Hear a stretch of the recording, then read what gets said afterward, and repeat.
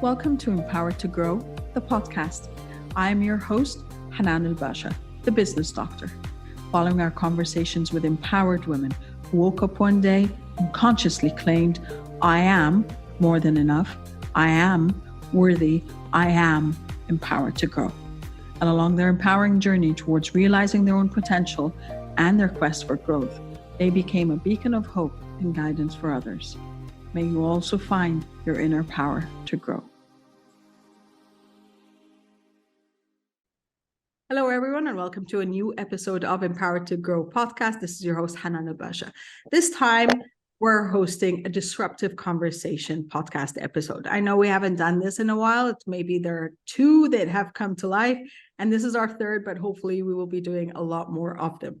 And today is a special episode because I have two, not only of my friends, but also of my business partners on the call with me today. So we're going to be discussing, you guessed it, women and women entrepreneurs. We are in March and we are talking about women entrepreneurs and the challenges and the opportunities for them. But first, let me introduce my friends and my partners. So we have Dr. Rana Sabra. She is the co-founder and CMO of the Global Businesswomen. And I have Asmaa Alkuwari, who is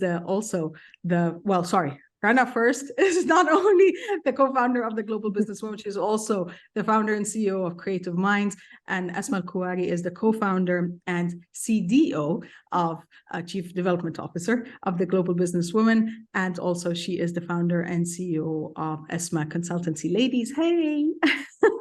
This is a special episode for me. So we're not just here to have a conversation as friends. We are here also as businesswomen. So we're going to be bringing as much value to this episode as possible. Now, back to how I started. We said this March is supposed to be Women's History Month. And it is celebrated, and we have March 8th. Is it 8th, right? It's not 6th, 8th. Is International Women's Day, celebrated across many countries and sometimes the globe. We collectively have an objection to that because we believe it's not just about one day of the year. It is about every day celebrating not just ourselves, but those women around us who are working to create a difference and stepping up into their roles on a daily basis. So we wanted to bring this conversation to them, but more importantly as well, and from where we work, I might as well just add here that I am also co-founder and CEO of the Global Businesswoman, and I am founder of the Business Doctor. So we work with a lot of women, and we wanted to bring this conversation to address the challenges that we have heard from our perspectives and from our line of work that the women across the globe collectively go through. Yet, of course, we understand that the social, political, economic nuisances could be different, and cultural, of course, could be different in each country. But again, the themes are the same. And this is what we wanted to talk about. But then again, what do we do about this? How do we address this, and how do we move forward? And this is where we want the conversation to go. So, Rana, from your perspective, let's start there for both of you. And let's start with you, Rana. You work with women as well who are either building their businesses or looking to grow them, especially on the marketing front. What are the challenges that you personally and other women you've worked with have faced? And you're based in the US. So, to be very honest, there is a contradiction on the expectations from women, and that's something I see in my personal life and in the life of all of my clients and students. So a woman is expected to be an excellent employee or excellent business owner and an amazing mom and a great wife and the most supportive friend and the most amazing daughter and so on. But at the same time, when it comes to her dreams and what she wants and the kind of business she wants to build, that always have to take a seat in the back. She's never allowed to bring that to the front because then she's not a good mom, she's not a good daughter, she's not a good wife, and so on. So that contradiction just constantly puts the women in struggle. So whenever I'm working with my clients, or even when I was getting started before, having that mindset that, no, I deserve this. And for this to be successful, I need to put in the hours and the time without the guilt, because the guilt takes us a step back. That's you true. have to work with them on both the mindset and the strategy. Like just giving a female entrepreneur, just giving her the most amazing, perfect business strategy is not enough. You need to also give her the mindset that you deserve this. Here's how you're gonna manage your time. Here's how you're not gonna feel guilty, and here's how you're not gonna get burned out. And I think that's how the global businesswomen idea came to life, because the three of us realized that yes, we all need this, and between the three of us we're able to support each other. So at first we started by supporting each other on all of those fronts, and then we said, okay, let's bring this to the world. Let's bring it forward to others as well. Asmaa, I totally resonate with what Rana is saying. And yes, that's why the pillars of the Global Businesswomen are not just supporting on the business side, but also in the mindset and the wellness. Now, Asmaa, you're also an executive coach, and you work with women from the leadership perspective. So from your perspective, what are the challenges that you have heard the most and you personally have gone through? Actually, when Rana was talking, I remember the story one of the women told me, and she was saying, I remember it was the speech I was talking about how to put yourself first and how to prioritize yourself. And then she came up, she's like, I do prioritize myself and I put myself on the agenda to have some time. But when it comes to pressure, that's the first thing that I remove. Yeah. When it comes to responsibilities, when it comes to my role as an employee, as a leader, as a businesswoman, whatever it is, that's the first thing I let go. But then the most important thing is the thing that you actually let go of, because if you're not there in terms of the mindset, you're not able to give in your different roles. You're not able to give as a mother, as a daughter, as an employee, as an entrepreneur.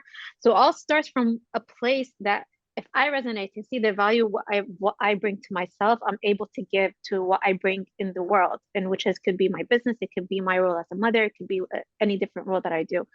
And that resonated with me because that's really important. We sell ourselves very short because we think that we need to be there. We need to be there within the different roles, or we need to perfect a different role. And it's the fact that it goes all the way around. It goes the other way around, because it's all about the ripple effect, right? Once you start the drop from the middle and that drop is you'll be able to create that effect around you. And that's why I think it's very important within the pillars that we have in the Global Businesswoman. It's not just about the business, it's the woman behind the business. It's about the mindset, it's about the wellness, and it's about the business itself. And it's all combined together. You can't work on one thing and just leave the other. They're all interconnected and interrelated. For you to be able to create the growth, the success that you want, you will need to work on those. And this is, I think, where we kind of magnified what truly the Global Businesswoman is all about. That's true. And you know what? For me, I think on a personal level, it has been a suspended dream to work on that, because when I first started in business 12 years ago, my son was 4 months old. As an expat, I don't have the support system and all of this. And the first thing was, I've got to go all in everything. And I deprioritized myself so much, to the point where my health was literally, I was collapsing physically, mentally, emotionally, and everything. And I didn't have the support system. And what was going through my mind, I hadn't started nothing about mindset. That never came to my mind. Wellness was not an element. But the first thing that came to me, and the voices in my head were always negative. It was like, I'm not doing enough. I'm not stepping enough. And, it's like there's something wrong with me that I can't fulfill my roles. And it's never about us. It is about exactly what both of you have been saying, is how do I prioritize myself? And again, we're conditioned. And this is why I talk about the conditioning, because I've spoken to women from around the world, and where the very, very slight differences is the conditioning is, you be a good girl, you listen to everyone, you satisfy everyone else's needs, and you should not put yourself on the top of the list because you can't be selfish. And it's not about selfishness. I only started learning that self-care and self-love is how you take care of those around you and fulfill your responsibilities. And that started only for me 5 years ago. And it has been a journey since then. And mom guilt is real. And, mom shaming is real, because you get surrounded by the community around you that, so you weren't free because you were in meetings, and, your son wanted to go to this place. And I'm like, seriously, are we still in this age? I'm more than there. I'm more than enough for him, and I've been there. But he doesn't have to commit to everything as well, just as much as I have to understand what are the priorities in my life and what are my commitments. But all of these topics are still foreign to a lot of women, especially those trying to build up their businesses. And not just because they're looking for a supplementary revenue stream, or they're looking to kind of entertain themselves in their empty slots, if they have any empty slots during the day. But it is about a postponed vision and a postponed dream and passion that they want to fulfill. So from that perspective, how do we talk about women who have put that passion on hold for years just because they were told that shouldn't be a priority in your life? Rana, I saw that you were really nodding there. Yeah. Because you know what, like, I've seen it, I've experienced it myself. Yeah. I put my passion on hold for 10 years, and that's working with female entrepreneurs, not because I wasn't encouraged to do it, but because I had so many limiting beliefs that came from the surrounding. Everybody around you is trying to protect you. Yes. And they believe that this is the best way for them to protect you. While what's happening is just that your dreams are put on the hold. And thankfully, I was able to catch up. But the problem is, I see with a lot of the clients is they put them on a hold, and then they wake up one day and say, okay, I'm this age, my kids are out to college, what's next for me? Where does my story start? Mm-hmm. And the problem when there's no late, you're never too late to start building your dream. Yeah. But the thing is, it has been grilled in our brains that you can there's do a certain this. age. Yep, there's a deadline for this. Yep. And deadline for everything. Yeah, exactly. Yeah. For so long, you would have been postponing it because, oh, I want to take one more course. I want to build more network. I want to do this and this and that. You get to the point where I need something. You cannot execute. And this is the main problem about postponing, is you don't get to start executing. And if you don't execute, and even if you execute, you always have that mindset of imposter syndrome. Yeah. What if I need something more? What if I'm not good enough? Because you've been telling yourself, I'm not good enough. I'm not good enough, or I need to wait a little bit more for so long that it became your reality. It became your story. Yeah, that's true. That's true. And Asmaa, imposter syndrome. Yeah, go ahead. Sorry. I was going to add to that. Not only imposter syndrome, I think as women, technically, like even in research, women suffer from imposter syndrome very highly, 70% compared to men.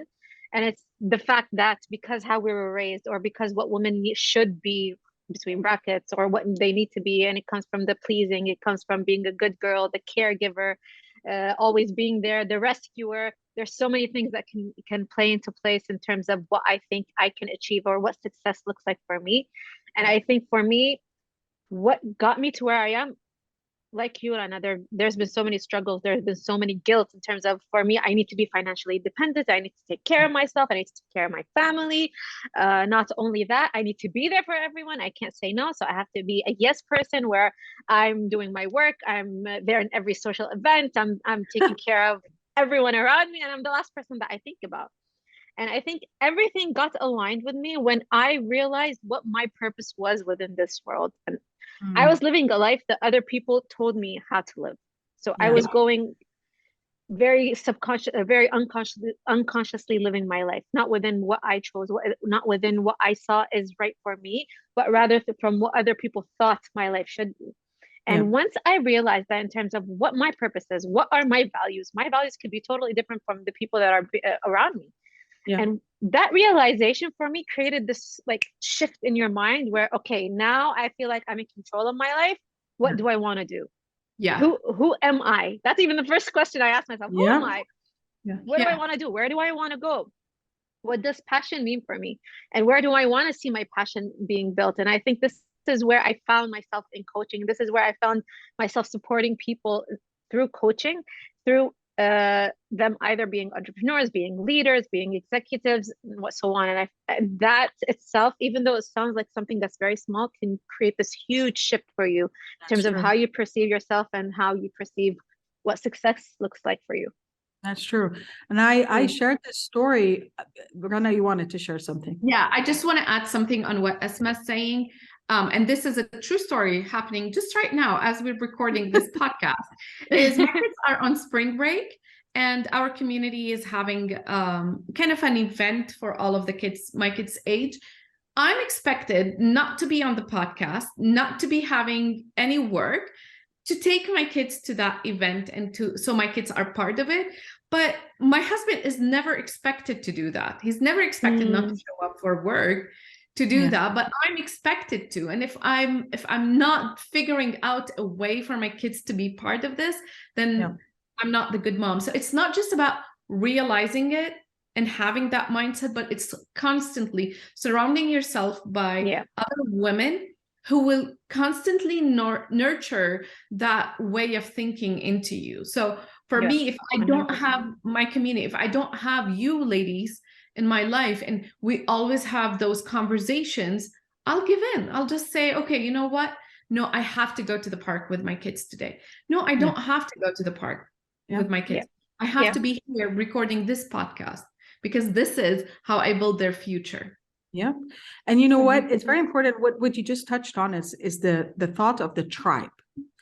And the tribe is such an important element. And yes, most of the time, the tribe are not people in our surroundings. They're not your friends or your relatives or family members or anything. The tribe are people that you consciously and decisively go out and find and connect with. And nowadays it's much easier. I mean, you know, I connected with both of you first online, even though Asmaa and I are both in Qatar. But you know, how we found each other within other communities and said, hang on a second, there's resonance there. That's why we say even the Global Businesswomen is not just a community of like-minded, but also like-hearted individuals. And this is very important, where we say, we resonate on so many things, and we can be there for one another, to lift one another up, to support one another, to be there as sounding boards. And yes, it is quite frustrating sometimes when you don't have them within your physical surrounding, as in people you can meet and people you can connect with much easier. But we've got Zoom. We've got a lot of channels nowadays that back in the day, and I don't want to say this because I'm like super old, but I had pen pals. In school, I had pen pals. I used to write letters to strangers from around the world, you know, and because we shared interest. So this is the same form. It's going out and seeking these people and creating organized means of communication. I've got two of my other friends, and we have a healing circle. It's supposed to be a triangle, but we called it healing circle. And we meet once a month. One is in Paris, one is in Washington, DC, and we meet once a month to also support one another on the emotional side and on the mental side. So we can creatively and actively do something about our surroundings. And that's why where we connected is, we don't want to be just talking about where the challenges are and where the blocks are. We want to change the narrative. We want to do something about it. And, you know, back to what Asmaa was saying about the mindset and what you are told and how you're conditioned. I know that my first coaching call 5 years ago, and hi, David, thank you so much for that call. It happened. And as we were talking, he stopped me. He's like, time out. You're using the statements over and over again, not good enough.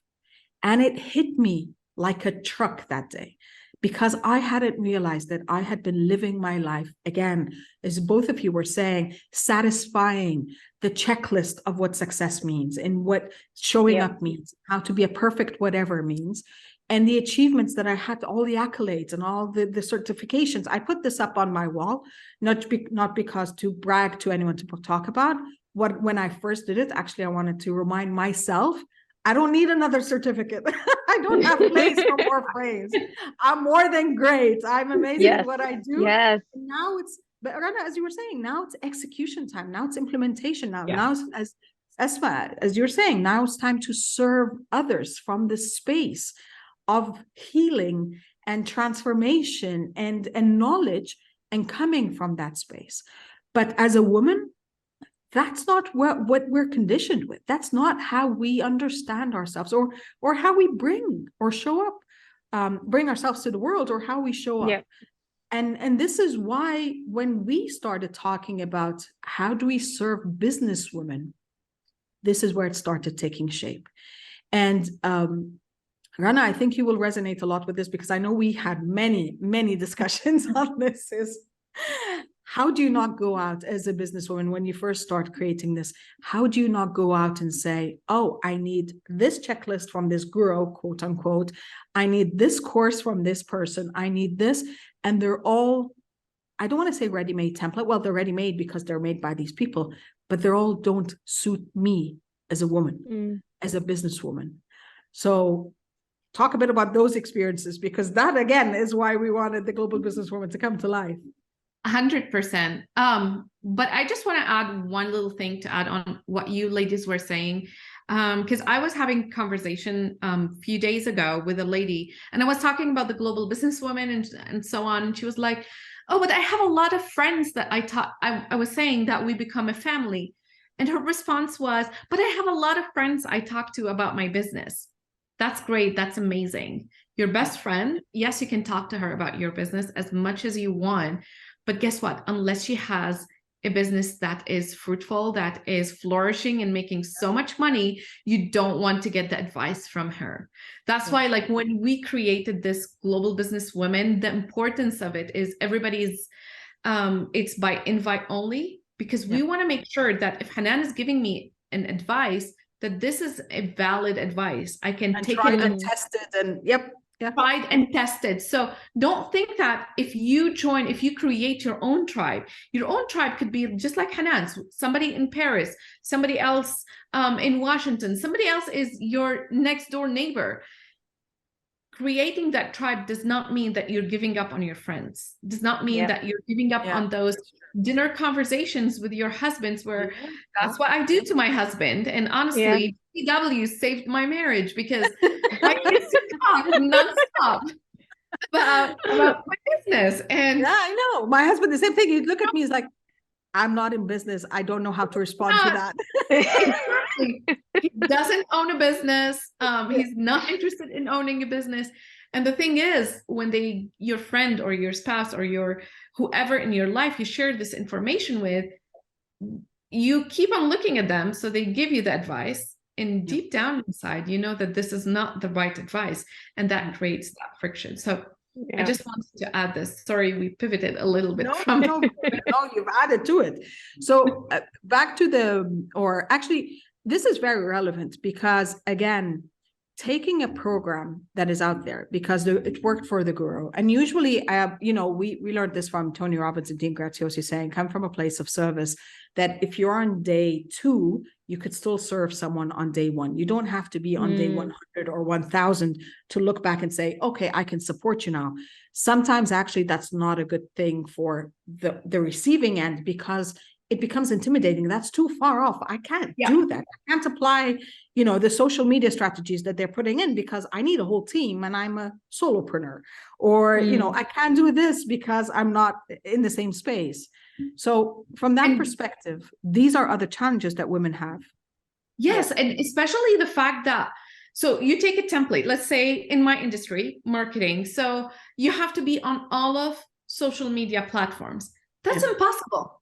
For a woman who's trying to fulfill all of her roles, doesn't have her business is just starting up, or is in the introduction stage, and she doesn't have the income to hire 2 to 3 other video creators and all of that.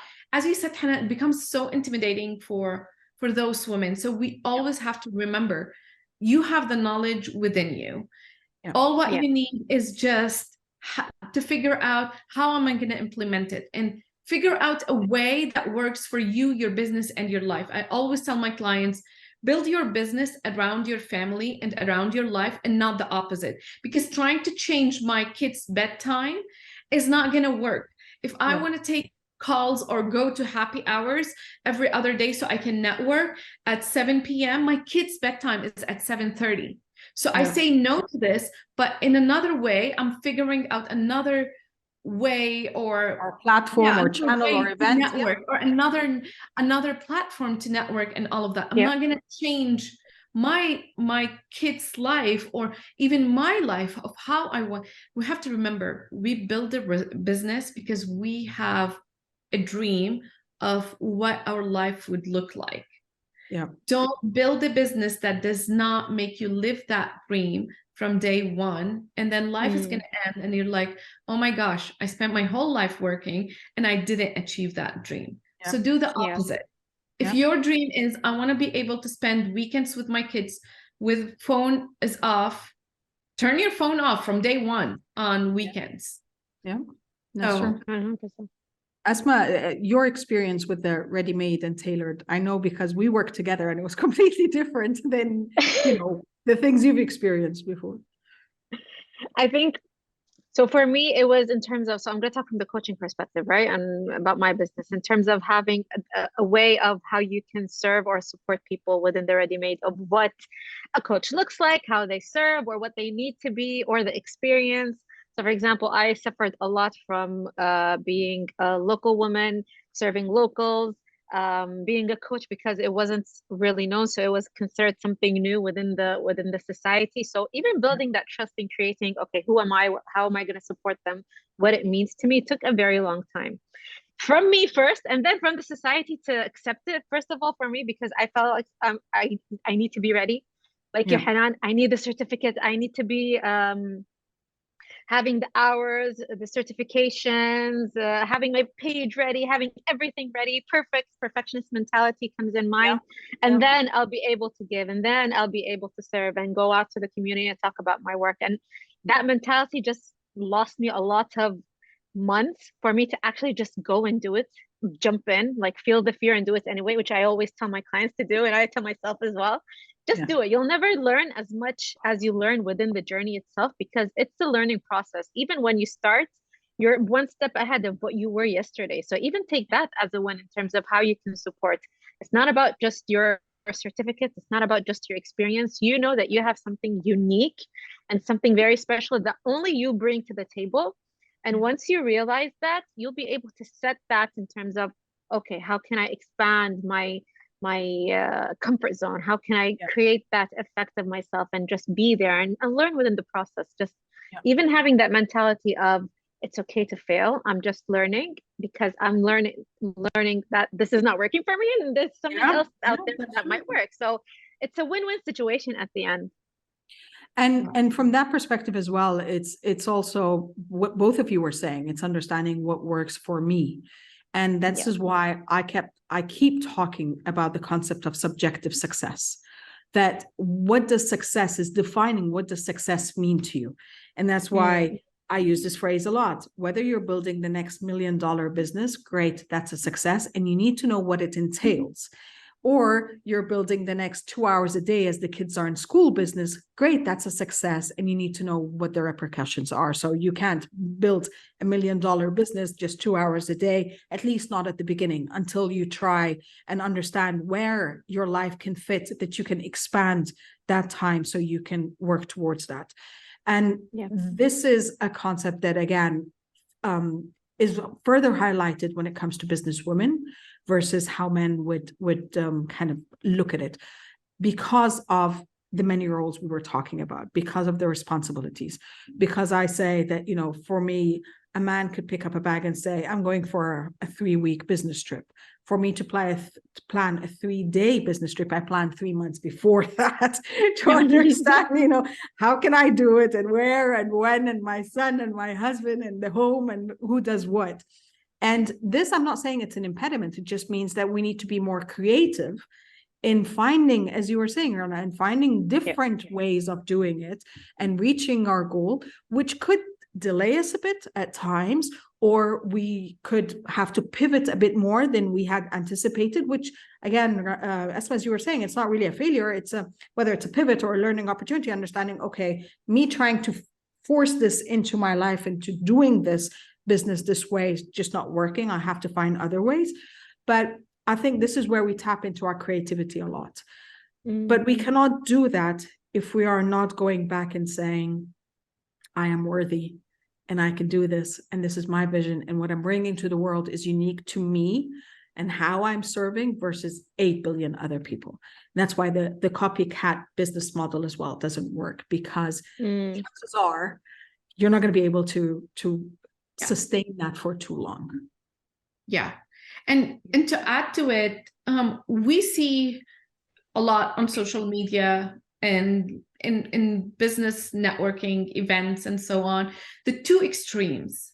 Yeah. You see the extreme of, I'm fighting it, I don't accept it, it's not how women operate, and so on. And you have the other extreme, you know what, I just give up, forget about my dreams, let me get a 9-to-5 job, and that's it. So the idea is you shouldn't give up, but at the same time, stop fighting it. Yeah. Just be in the middle, find your own way, and find your own voice during this journey of creating your own way. Yeah. And understanding also that, yes, sometimes you do need the 9-to-5 job, because, that could give you security. You have the financial commitments to the family and to everything else, or to yourself. And that does not mean that you're giving up. It's just that this means that you are doing this as you are working on that, as you are building this up. So I like to think of, for those who do have the job, I like them to reframe their job, rather than I'm stuck doing this job and I can't put all my time and energy and resources here, is your job is your primary investor in your dream.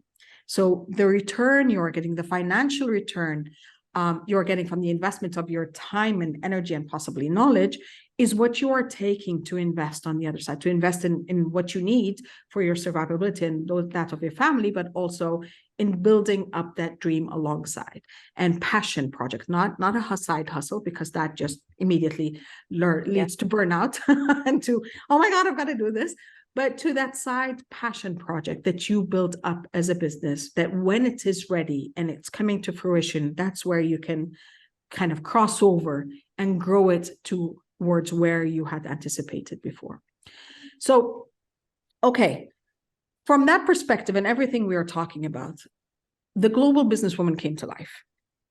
And the Global Businesswoman was not just about, let's create another community for women to get together once a month, have coffee and share stories.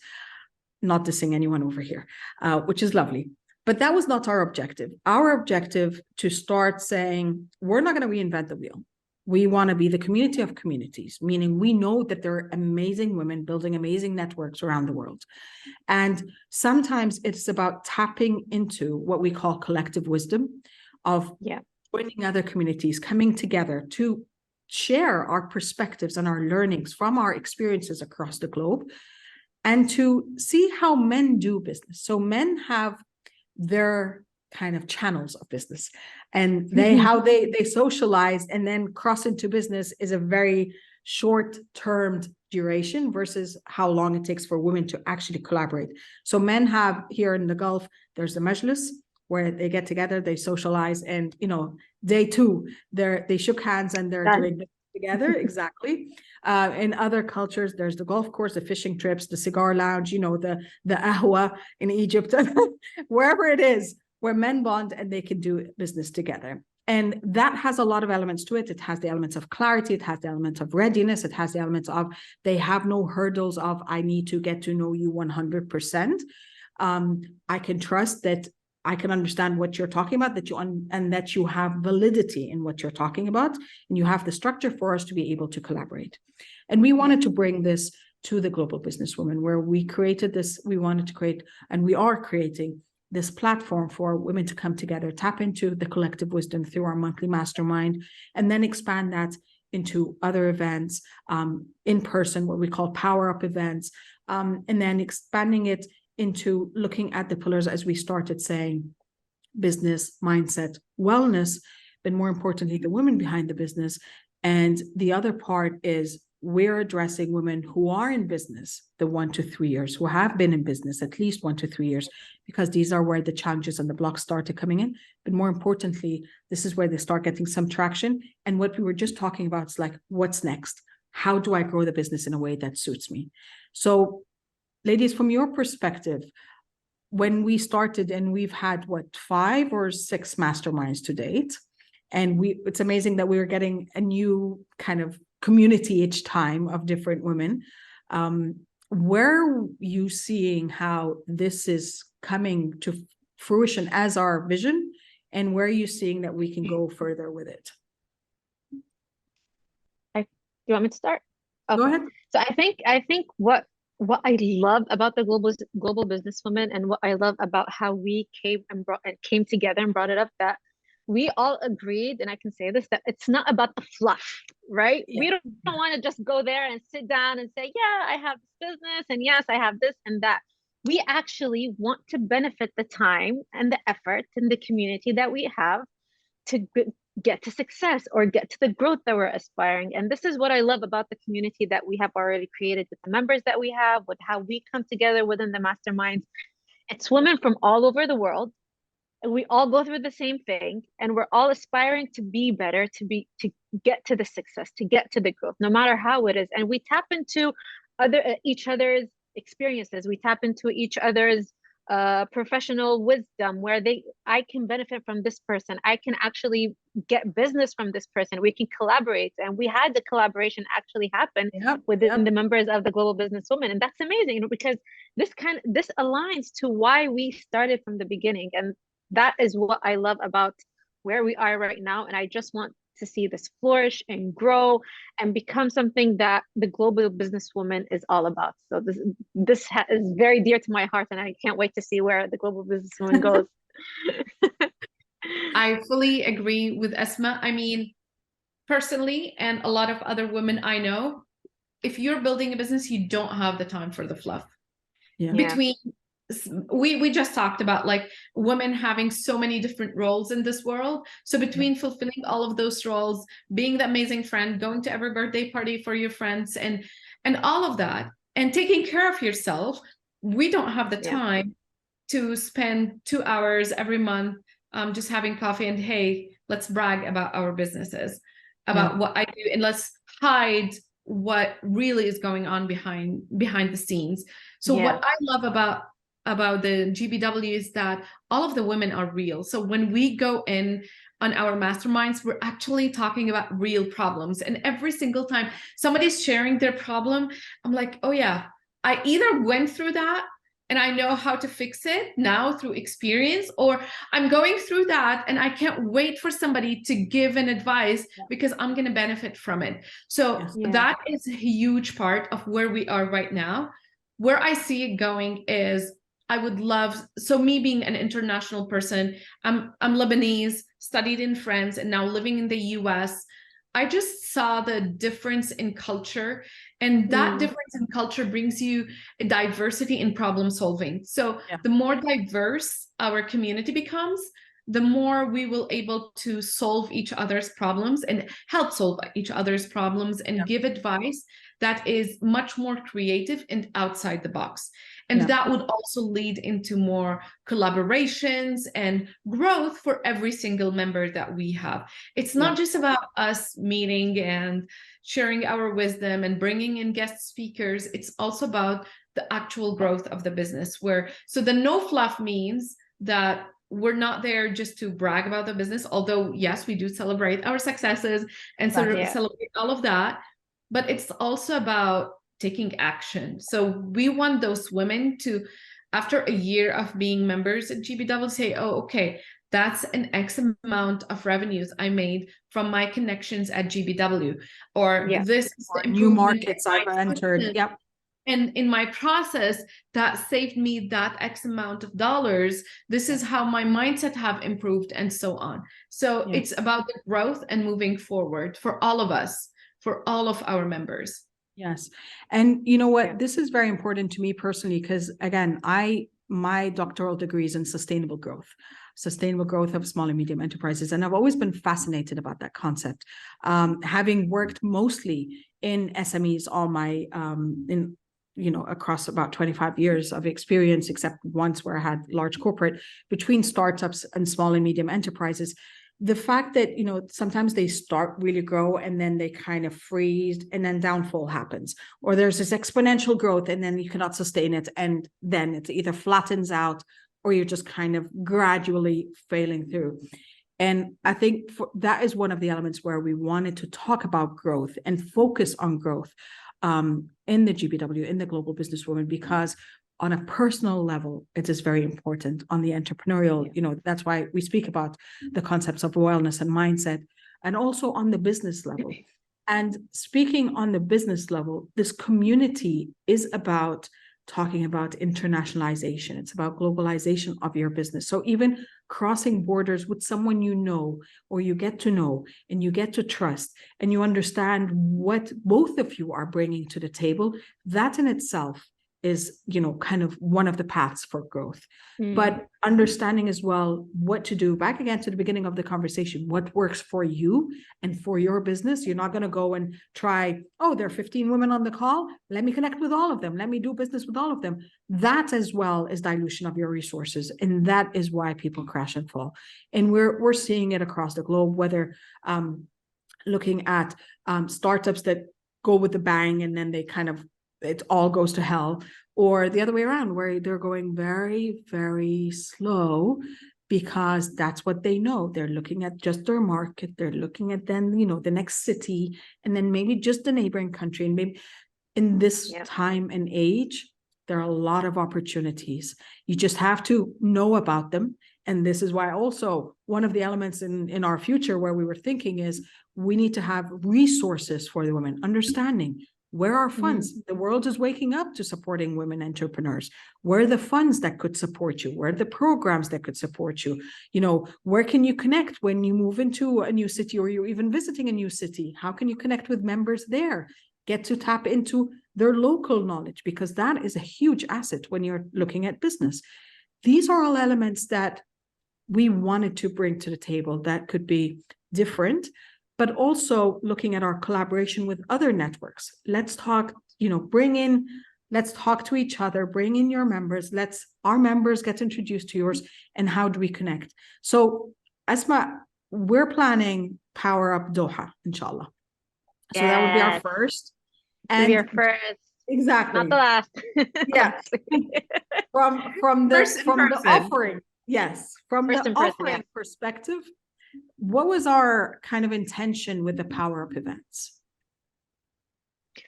So I think the Power Up events came from how we saw the masterminds go and how we envisioned what we want Global Businesswomen to be, right? So we not only want women to connect through the screen, which is what we do now in masterminds, but actually to have everyone in one room. First of all, energy speaks differently when you're in the same place. It's about putting that energy within the person that you always see through that. That's one thing. Other thing is, how can we create that networking, the speed networking of how can I also support? Because it's not just about people who are members right now. It could be someone also that hasn't been part of the membership program that we do. It's about sharing. It's about having the different programs of tapping into the 3 pillars that we talked about: mindset, wellness, business, and how can I grow from that? How can I not only tap into, because we're talking also international people who would be coming to Doha. So how can I understand the market? Who can I talk to? And I think that's what I love about the Global Businesswoman. It's that nodes of creating the shortcuts of it could take me years to understand. And it's just one network, one person that could cut this whole thing for me because it's someone that I trust as part of the Global Businesswoman and can help and support me. And this is where the vision is, and this is what we aspire to be. We're so glad the first one's going to be in Doha. We have so much that's going to be around the world, the other power-ups, the other things that are coming. We can't wait to have Rana come to Doha. Yes, that too. Yeah. So there's so much that's going on. We're really, really excited. We're putting our heart and mind and soul into this because this is something that we couldn't find, and that's why we're creating this thing not only for us but like-minded, like-hearted, like Hanan said, people like us. Yeah.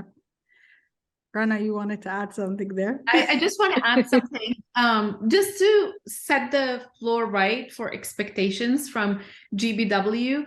This is not where you come in with your pitch. This is not where you come in. I'm part, and that's okay. There are tons of networking groups out there that this is all what you do. You go with your elevator pitch, do it, see who's going to buy. And I'm part of similar networks, and that's okay. But the GBW is more about collaboration. It's more about how we can all grow together. So there is no competition, it's competition. And we expect, especially at the event in Doha, we expect people to come in and try to serve each other rather than sell to each other. So this is just to set the floor of what to expect and what's expected also from you. Yeah, that's true, because from that perspective, I think this is also, I know personally, this is what alienated me from a lot of events going. I'm like, oh my God, I have to pitch myself again. I mean, at the end of the day, every introduction you are doing on a social or professional level is a pitch of who you are. But again, it's who you are and how you serve. And this is why we wanted the woman behind the business to shine, to feel supported, to feel heard, and to be seen for who she is and what she brings to the table. We can have 10 of us providing services and with very, very minor nuisance between our offerings, but that does not make us in competition, coopetition. And this is the beautiful thing about the spirit we are hoping to bring and to nourish within the global business world. Okay, ladies, I know something, Hanan? Yes, I want to add something before we close. Yeah. I think something that we also bring value into, even whatever country we are in, when we host these power-ups, we're always supporting women-led businesses. And this is something we took on ourselves, that any business, any partner sponsorship, anything that we create or have in terms of collaboration is going to be women-led businesses, because we not only talk the talk, we walk the walk. And this is what we want to do with the Global Businesswoman. Yes. And work with our male allies. So we're not alienating. Again, I know we've been speaking about an hour about women entrepreneurs. This does not mean we're enemies of men. We appreciate all the men in our lives. We appreciate the allies who really, really work very hard to help us shine and to support us, whether to achieve our dreams or to open up paths for us and everything else. And I just got asked this question just literally 2 days ago. I was like, why are you just working with women? Does this mean you reject and decline male clients? And why this? I'd love an explanation. And I'm like, of course it came from a male. And I'm like, no, I'm like, I of course I'll never decline a male client. I say I primarily serve women because there are still gaps in how women are served, in what we were just talking about, in how the programs and the offerings they have do not cater to how a woman wants to build her business or how she can, understanding all the limitations and all the responsibilities she has. And from this perspective, I want to bring, my wisdom and my service and my passion behind this. But that being said, we know that there are a lot of male allies who work very hard and diligently to support more women and to highlight more women around them. And even if the businesses we want to work with and who will gratefully support us along the way are not owned by women, we know that they're women leaders who will be able, we will be able to offer them a platform to shine as well and to bring them to the spotlight. Yeah. Okay. I know we can talk about this for a few hours because we do usually, but I want to get closing remarks. So from that perspective, again, March and International Women's Day and supporting women entrepreneurs from around the world and businesswomen from around the world, what would be kind of a lasting message you leave them with? What would be inspirational? Like, I asked that question on my podcast, so we might as well end it with that. You're on the stage and there are thousands of businesswomen in the audience. What would be that last message you leave them with? Just do it. Just make your dream a reality, because no one is coming to make it a reality for you.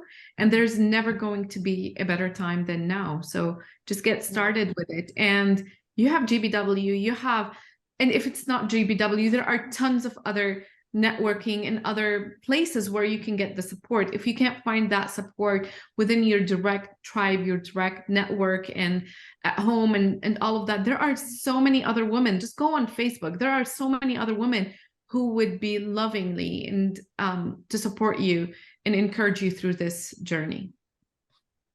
Asmaa, lovely. I I have conflicting feelings with March because it's my birthday month. So I'm like, Yeah, I want to happy celebrate my birthday. But then International Women's Day and month in history kind of sometimes ruins it for me. But anyway, I think what I want to do to take it from that perspective is define your own courage, kind of like what you said, Hanan, define your own success. What does courage look like for you? And work on that aspect, because my courage can be totally different than yours. You know your capabilities, you know your limits, you know what you're aspiring to do. Work on that.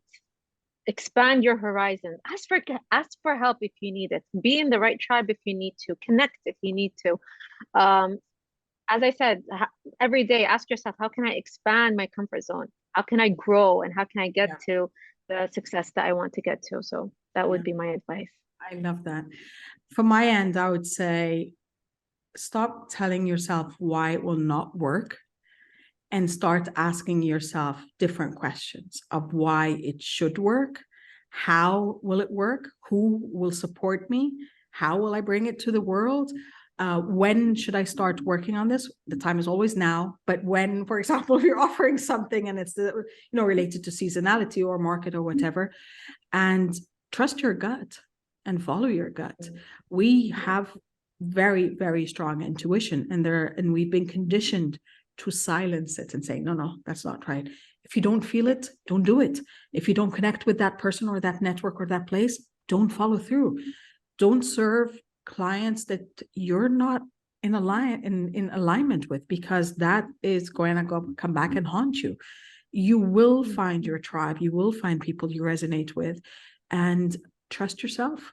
Trust yourself. You can do it. And shine every day. Celebrate you every day, and smile. I think for me, smiling has gotten me through a lot. A smile from the heart, from the eyes, from everywhere. It's like, don't put on a fake face. It's just not worth it.